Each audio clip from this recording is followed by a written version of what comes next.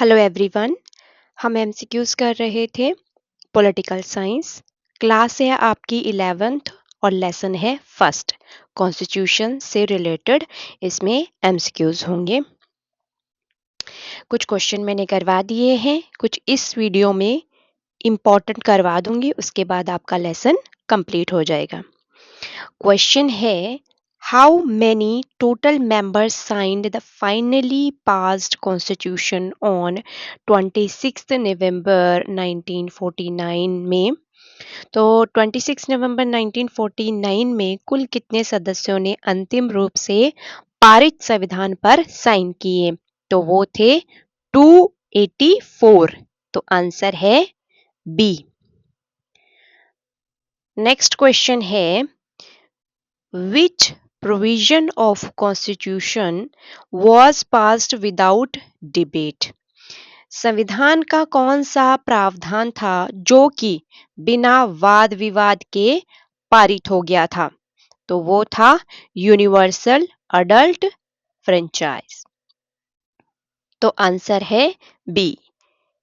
Next question है, how many committees were formed for various subject of constituent assembly? संविधान सभा की विभिन्न विषयों के लिए कितनी कमेटियां थी? तो वो थी 8। तो आंसर है सी।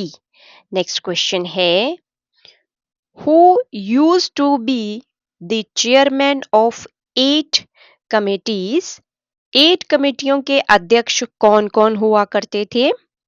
तो वो थे पंडित जवाहरलाल नेहरू जी, राजेंद्र प्रसाद जी, सरदार वल्लभ भाई पटेल जी और बी आर अंबेडकर जी।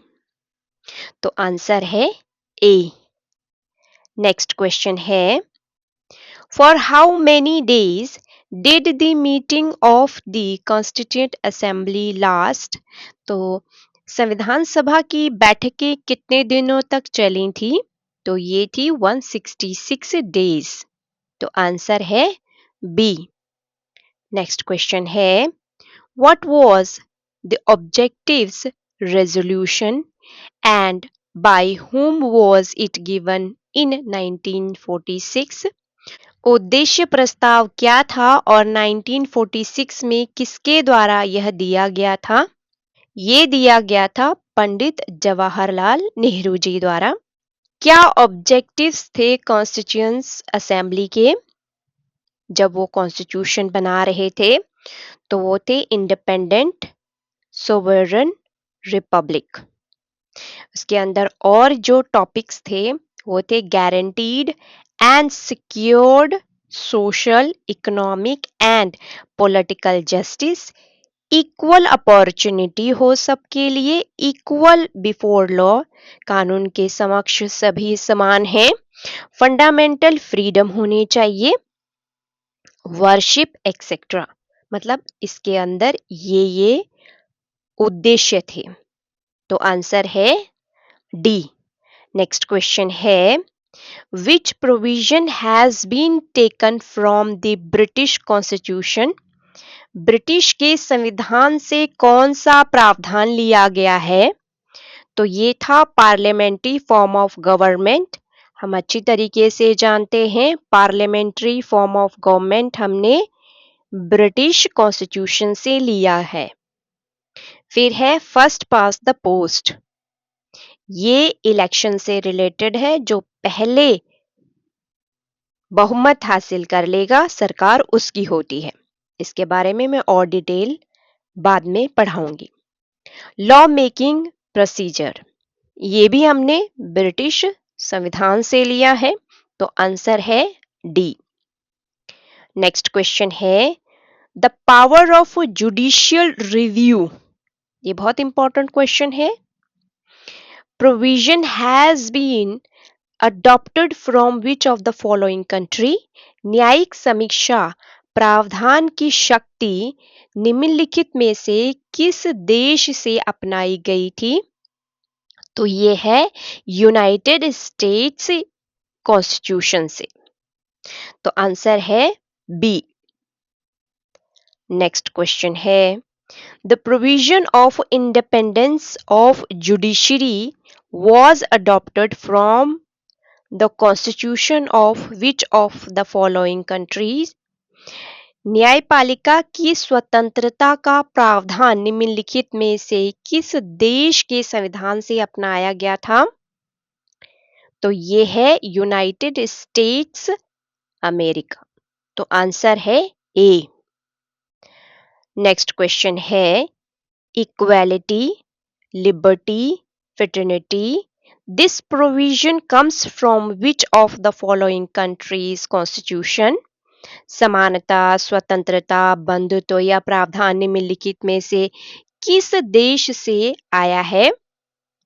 ये बहुत इंपॉर्टेंट क्वेश्चन है, ये सीधा सीधा पूछ लिया जाता है। तो ये है फ्रांस से, क्योंकि फ्रेंच रेवोल्यूशन के बाद ये सिद्धांत सामने आए। ठीक है, तो आंसर है डी। नेक्स्ट क्वेश्चन है quasi federal form of government, this provision has been adopted from which of the following countries constitution?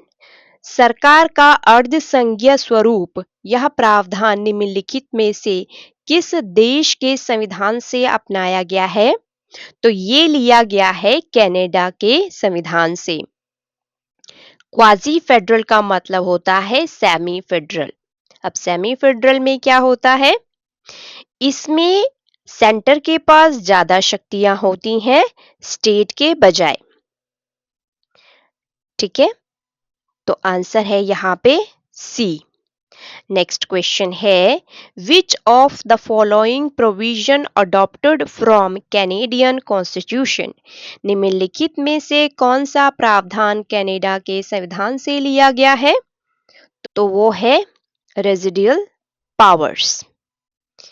Residual powers वो पावर्स होती हैं जो स्टेट लिस्ट या कंकरेंट लिस्ट में नहीं ऐड हो रखी, तो वो सीधा यूनियन लिस्ट में चली जाती हैं और पार्लियामेंट को ये पावर होती है कि उसके ऊपर कानून बना सकता है। जैसे अगर हम अब देखते हैं कि जितने भी साइबर से रिलेटेड जो लॉ एंड ऑर्डर होते हैं वो पार्लियामेंट ही बनाती है, या और भी बहुत सारे टॉपिक होते हैं ऐसे जो ना ही स्टेट लिस्ट में है और ना कंकरेंट लिस्ट में है, तो वो है रेजिडियल पावर्स। इसको हिंदी में अवशिष्ट शक्तियां कहा जाता है। तो आंसर है यहाँ पे ए। नेक्स्ट क्वेश्चन है विच of the following provision adopted from Irish constitution? निम्नलिखित में से कौन सा प्रावधान आयरिश संविधान से लिया गया है या अपनाया गया है? वो है DPSP, directive principle state policy. Answer है यहाँ पे B. Directive principle state policy direction देती है कि फंडामेंटल राइट्स किस तरीके के होने चाहिए या फंडामेंटल ड्यूटीज किस तरीके से होनी चाहिए या पॉलिसीज किस तरीके की होनी चाहिए ताकि जन कल्याण हो सके वेलफेयर के लिए, और किस तरीके से एक स्टेट को चलाना है, वहां की गवर्नमेंट कैसी होनी चाहिए। तो बहुत डिटेल में ये डीपीएसपी महत्वपूर्ण होता है। ठीक है, तो ये थे आपके कुछ इंपॉर्टेंट क्वेश्चन, बाकी मैं आने वाली वीडियो में करवा दूंगी। ये लेसन हो गया आपका complete. Next lesson next video में शुरू करेंगे। चलिए, thank you everyone, stay blessed, जय हिंद।